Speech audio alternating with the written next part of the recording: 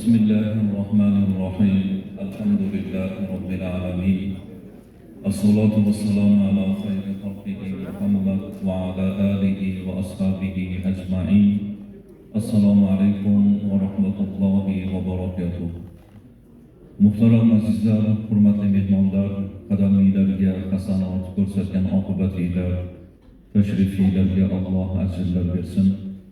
Bugun bu manzilda yig'ilishimizning boisi hammamiz uchun qadrli bo'lgan Hamidullo akamizni eslab, haqlariga bir duo qilish niyati bilan keldik. 70 yoshga yetib, Allohning bergan umri rizqi nasibasi poyoniga yetib, dunyodan o'tdilar. Alloh rahmat aylasin. Yaqinlariga, farzandlariga Alloh sabr bersin. Ota-ona hayot bo'lsalar, ko'ngillarni shod etish, dunyodan o'tgan bo'lsalar, ruhlarini shod etish bu farzandlarning burchi, vazifasi. Payg'ambarimiz sollallohu alayhi vasallamdan ayyul amal ahabbu ilalloh, qaysi amal Allohga eng mahbub amal, Allohga xush yoqadigan amal deb so'rashganda as-salatu ala vaqtiha, namozni o'z vaqtida o'qish dedi. Bandaning Allohga eng xush yoqadigan amali namozni o'z vaqtida o'qish. Summa ayyuka, qaysi deb so'rashdi. Birrul volidayn dedilar Payg'ambarimiz. Ota-onaga xizmat qilish, yaxshilik qilish.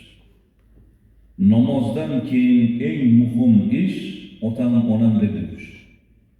Bundan ulug' ish yo'q. Ota-onaning xizmatini qilish ibodat. Ota-onaga sarf xarajat qilish xayr ehson bo'ladi. Otangiz, onangizga qilgan xizmatingizga ketgan vaqt ibodatga ketgan vaqt bo'ladi. Ba'zi bir yigitlar aytadi-yu, ota-onam oddiy odamlar. Men o'zim o'qib, intilib, harakat qilib shu darajaga erishdim deydi. Gapini orasida ota-onam oddiy odamlar deydi.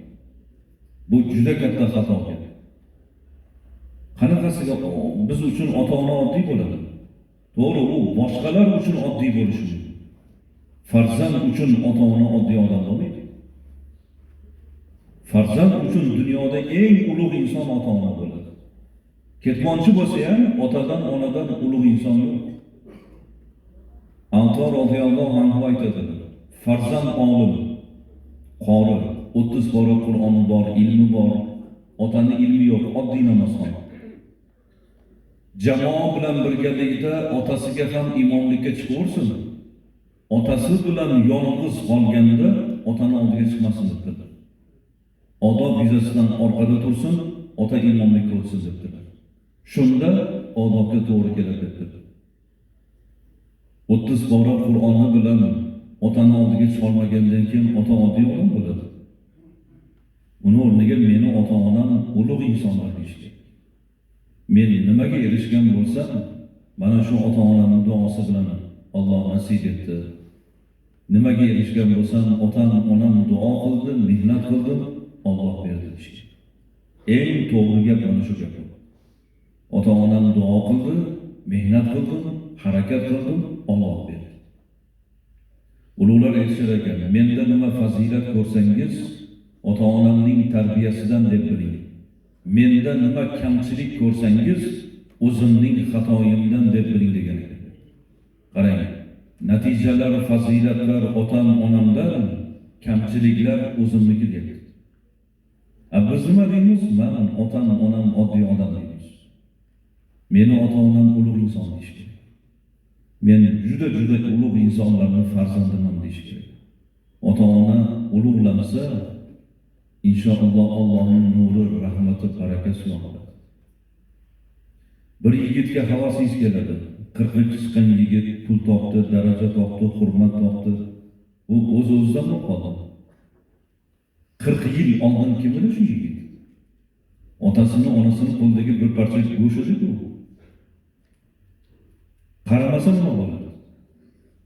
Ko'tarib ovuntirgan, og'ziga ovqat tutgan, butun borlig'ini ta'minotini qilgan, yurtga qo'shgan, ilm bergan, tarbiya bergan shu ota-ona emasmi? Ota-onadan 100 karra oshib ketishi mumkin natijasi masalan. Moliyaviy jihatdan, mansabi martabasiz jihatdan kim bo'lsin ota-onani oldida farzand hech kim emas. Mana hozir mani tepaga olib chiqib qo'ydinglar. Domla bir og'iz suhbat qilib bering, ma'ruza qilib bering, Qur'on o'qib bering deb. Balkim bir masjidning imomi sifatida olib chiqib qo'ygan bo'lishinglar mumkin. Mana bir oz sizlarning oldingizda ozgina bo'lsa ham hurmatim bo'lishi mumkin. Lekin men ham bilaman o'zim ichimdan, otamning oldida, onamning oldida men ham hech kim emasman. Otamning oldida o'tirsam, o'g'lim duo qiling deydilar. Ya otajon siz oldingizda men qanaqa duo qilaman? Sizni ilmingiz bor. Ilmim bo'lsa ham otajon men haqli emasman sizni oldingizda duo qilishga. Farzand ota-onaning oldida shunday bo'lishi kerak. O'zini quyi deb bilish kerak. Hazrat Umarning oldilariga bir yigit otasi bilan kelganda, bu inson kimingiz bo'ladi deganda otam bo'ladi.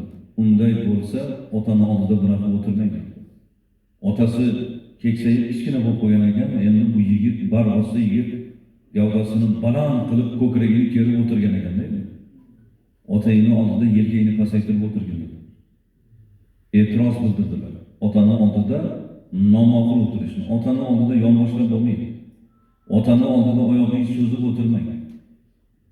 Butun fe'l atvorimiz bilan, harakatimiz bilan ota-onaga hurmat ko'rsatishimiz kerak.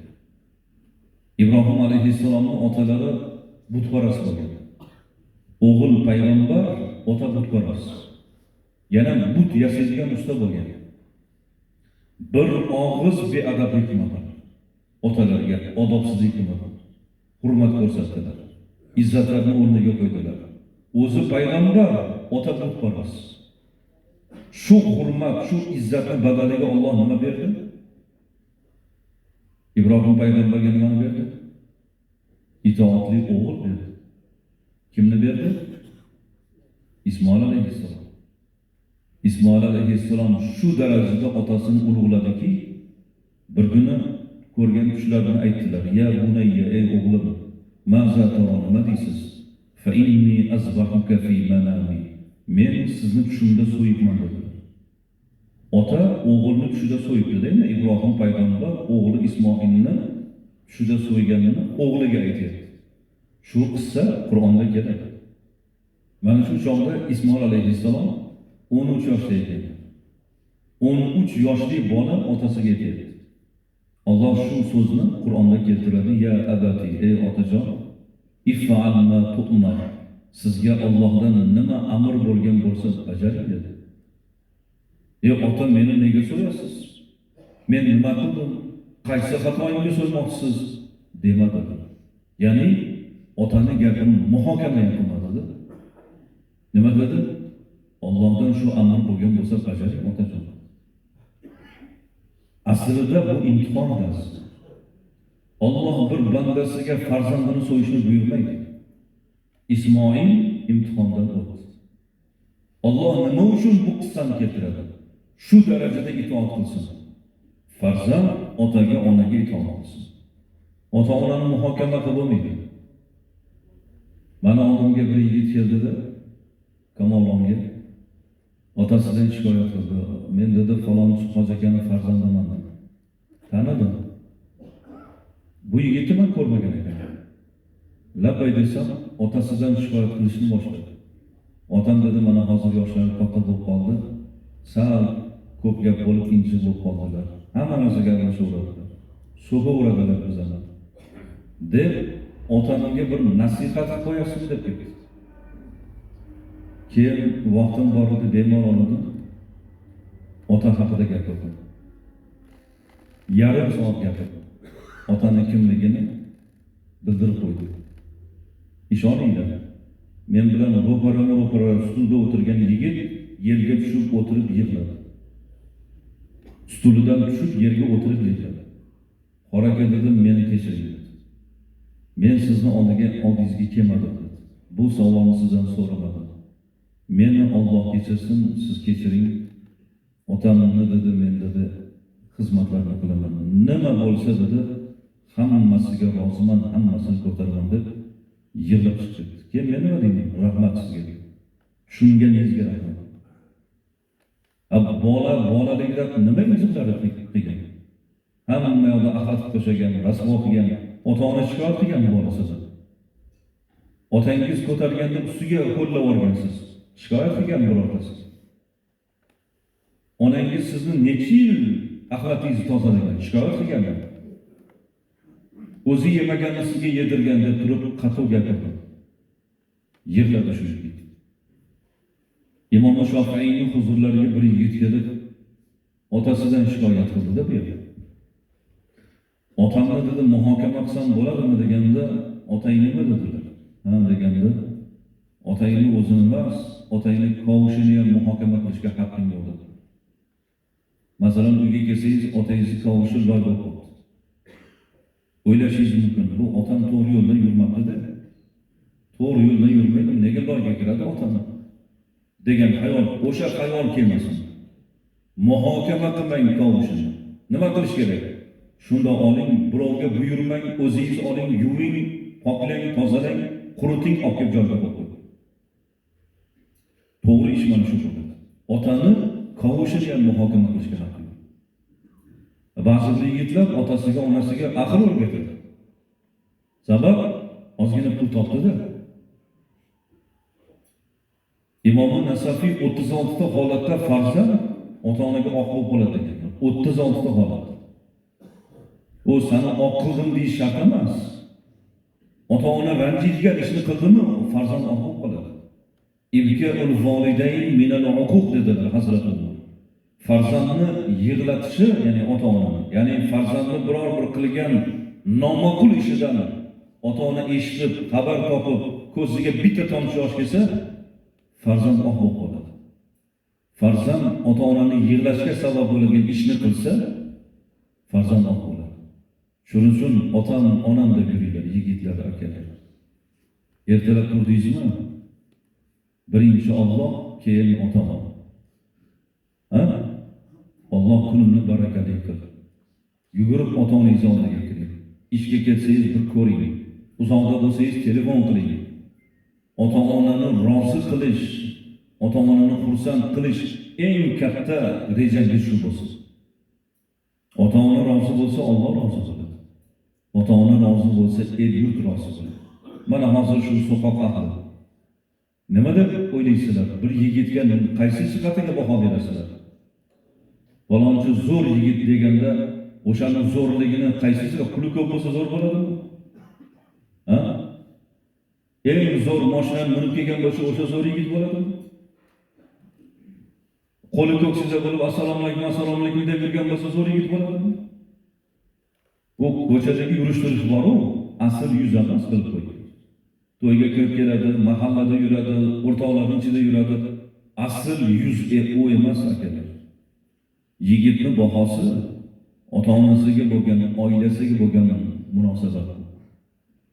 Hasan al-Basriyning huzurlariga bir yigit kelib, "Hazrat, men o'zimni solih inson ekanligimni qaysi jihatim bilan belgilasam bo'ladi?" deganlarida, ota-onangga bo'lgan munosabating, ahlingga bo'lgan munosabating. Oilasiga, ota-onasiga qanday munosabatda bo'lsa, o'sha yigitning bahosi shu bo'ladi. Ko'chada mana shunaqa yuradi, uyida injiq rasvo. Xotiniga qattiq gapiradi, bola chaqasiga yaxshi gap gapirishni bilmaydi. U odam yaxshi odam emas. Shuning uchun azizlar, yigitning bahosi ota-onasiga bo'lgan xizmati, e'tibori bilan. Otam, onam deb yurdim bir yigit. U yigit ulug' yigit. Allohning nazari bor yigit. Allohga shukr, bizni xalqimiz ota-onasini ulug'lagan xalq. Ota-onasini xizmatini qilib duosini olgan elimiz. Bizchalik ota-onani ulug'lashlik hech dunyoda yo'q. Musulmon arab dunyosida ham yo'q. Bizning yigitlarimiz, qizlarimiz otam, onam deb xizmat qilishadi. Alloh taolo ota-onalarimizga qilayotgan xizmatlarimizni ajrini, savobini ko'paytirib bersin. Har bir ota-ona qilgan mehnatini, rohatini ko'rsin. Tarbiya qilgan farzandlarini ardoqida bo'lsin. Ota-onasi bor yigitlar, ota-onangizni ulug'lang. Bitta bo'lsa ham shu gapni ayting. Qaysi gap?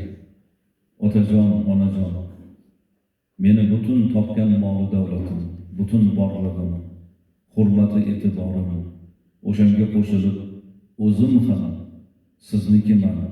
otajon, sizniki onajon deb qo'ying bas. Ota-onaga hech narsa kerak emas. Bitta paypoq olib bering, hammaga maqtanish qiladi. Bola ko'ngli bo'lib qoladi. Endi shularni biz yigit bo'lib, farzand bo'lib ulug'lash bizni burchimiz. Bugun mana otalarini eslab dasturxon yozgan bu 4 ta o'g'il Hamidullo akamizning farzandlari hammalarining umrlariga, ishlariga, kasblariga baraka bersin. Endi bundan buyog'iga xonadonga to'ylar, yaxshi kunlar, xursandchiliklarga kelishimizni Alloh nasib etsin. Xatmi Qur'on bor ekan, shu xatmni yakunini qilib bersak, o'tganlarimizni eslab, duolarda yo'qlab, inshaalloh keyin dasturxonlarga marhamat qilamiz.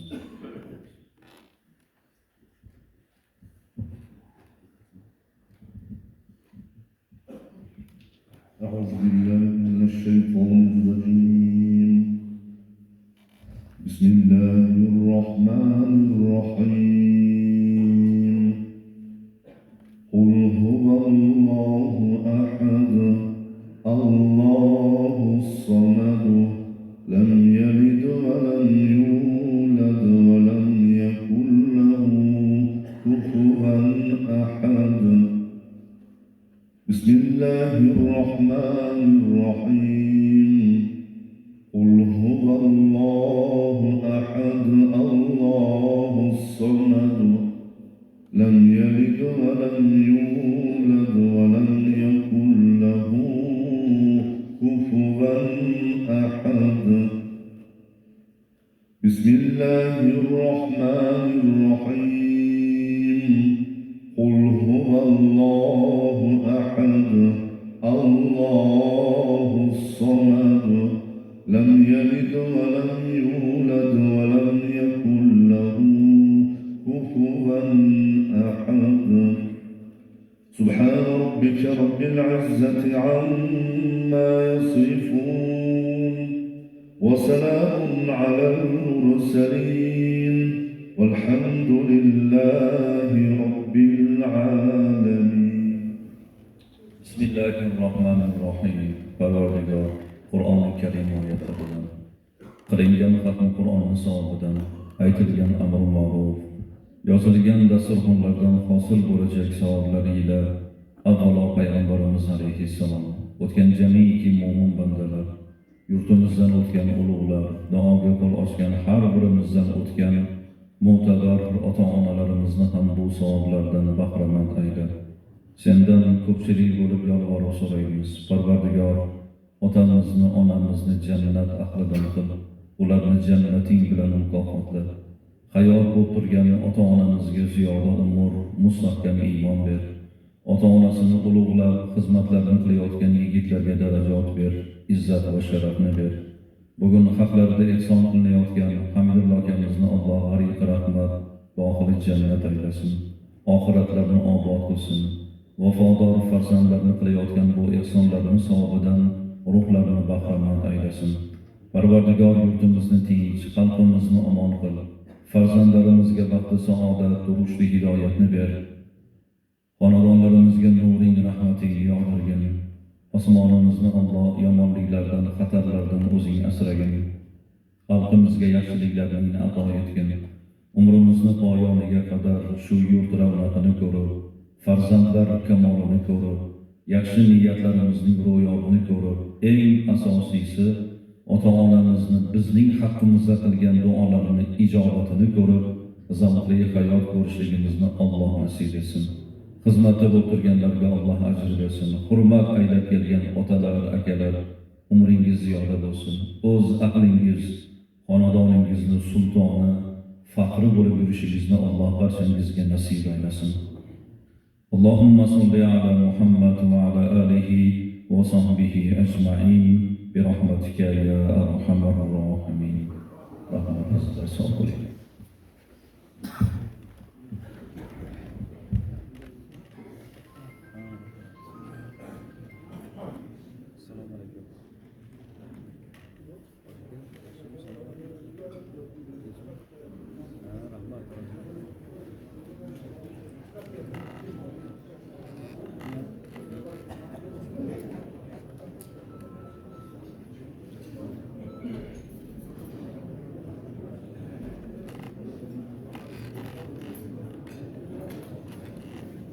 দিয়েছিল